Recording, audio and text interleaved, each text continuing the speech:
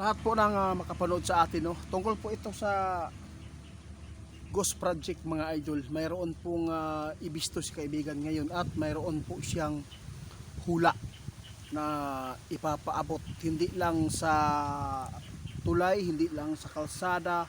Ang mga Ghost Project ngayon sasabihin po ng ating kaibigan, dahil mas lalo pa daw itong titindi ang project na ginagawa ng ating inihalal dito sa ating bansa. Grabe na mga idol ito. Kaya panoorin po ninyo at pakinggan po ninyo ang mga building na sasabihin ng ating kaibigan, kung anong mga building, anong departamentong ito, kaibigan. Salamat. Ito ang nakikita po ninyo talaga, na marami pang mga ghost project ngayon ang matutuklasan po sa gobyerno. Pero ang government naman po talaga ang ano dito, kaibigan, yung nangunay o lustay, di ba?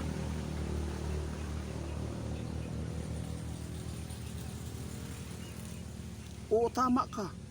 Guys, sabi ng ating kaibigan, sa totoo lang mga idol, may hinuhulaan si kaibigan na hindi lang tulay, hindi lang kalsada ang grabe matutuklasan po ng mga tao, pati ang mga dam, recrap. Sinabi ng ating kaibigan, isa po dito ang eskwelahan. Kawawa talaga ang ating bansa, mga idol. Kinawawa ng mga taong sakim. Sabi ng ating kaibigan, sa susunod daw mayroon na naman pong magbabiral po dito na matutuklasan. Isa pala ang eskwelahan ay ginawang ghost project ng mga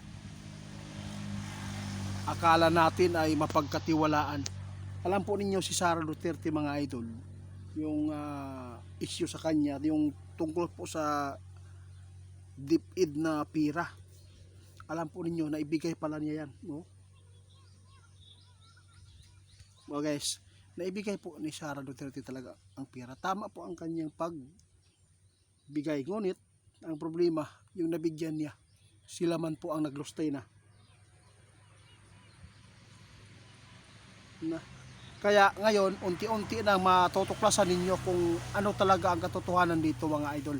Kaya ipinapaabot ni kaibigan ito dahil nakita ni kaibigan na mayroon pang matutuklasan ng mga ghost project, tulad po ng sinasabi ng ating kaibigan ngayon, mga idol. Yung eskwelahan, isa po ang eskwelahan na ginawang mayroong project kuno, pero wala palang naipakita na mayroon pong natapos o ano po ang karapat dapat dyan. Sinabi ng ating kaibigan, sa susunod, mga idol, sa eskwelahan na naman po ang ano dito, ang magbabiral po dito. Isa po pala ang eskwelahan, no? Ginawan pa rin ng ghost project. Grabe, oh. Hindi lang pala, kaibigan, hindi lang pala sa kalsada yung mga Diyos ko, kaibigan, grabe na talaga ang mga salot sa bansa ng Pilipinas, mga idol. Nakakaawa talaga ang ating bansa. Nakakaawa talaga ang mga Pilipino natin na mga nagbubuwis. Alam po ninyo, mga idol, kung titingnan po natin yung mga guro, no? Grabe po, ang hirap ang mga ginagawa nila. Araw-araw pumupunta sa school magtuturo. Pero grabe, may sahod nga, pero ang sahod nila parang binabalik lang po sa kaban ng government. Tingnan po ninyo ang mga binabayaran po nilang tax doon. Isa na po dito ang is-is.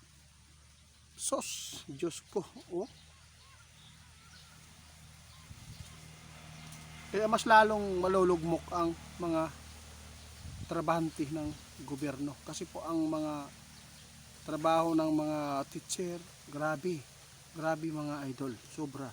Tapos ganyan po kalaki ang kinukuha sa kanila. Sos, parang kinuha lang ang sinahod sa kanila, no? Grabe po talaga ang nangyayari. Pero ang pagnanakaw, grabe, hanggang ngayon hindi pa rin na solve.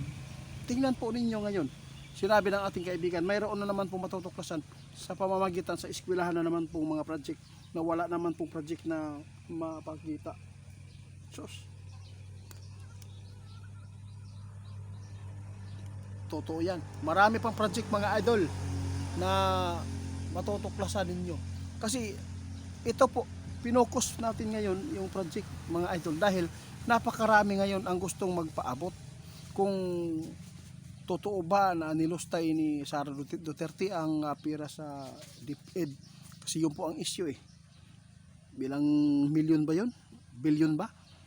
Kaya sinabi ng ating kaibigan ngayon, sa totoo lang, yung pira na nakuha ni Sara nung siya pa po ang nakadala, binigay po niya talaga sa dapat mabigyan. Ngunit ang binigyan po niya ngayon ang dapat mahanapan. Sabi ng ating kaibigan, matinding mga taong ito. Tama po pala ang sabi nila na tama ang pagbibigay po ng pera, ngunit ang nabigyan na naman po, ang nagdala sa pira dyan sa school, ang nangutong. Ito ang magbabayra sa sunod mga idol. Ang eskwelahan na naman po ang nakitaan ni kaibigan. Kaya maghanda po ngayon ang mga eskwelahan ngayon na kung sino man pong mga ano dyan, mga engineer, ano po ba ang tawag dyan, na pinapadalhan kayo para doon ilaan ang pira.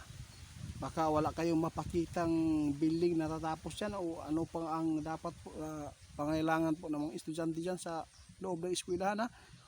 Abangan po ninyo yan, sigurado. Ngayon kapag napanood nila ito mga idol, marami talagang hindi makakatulog dito.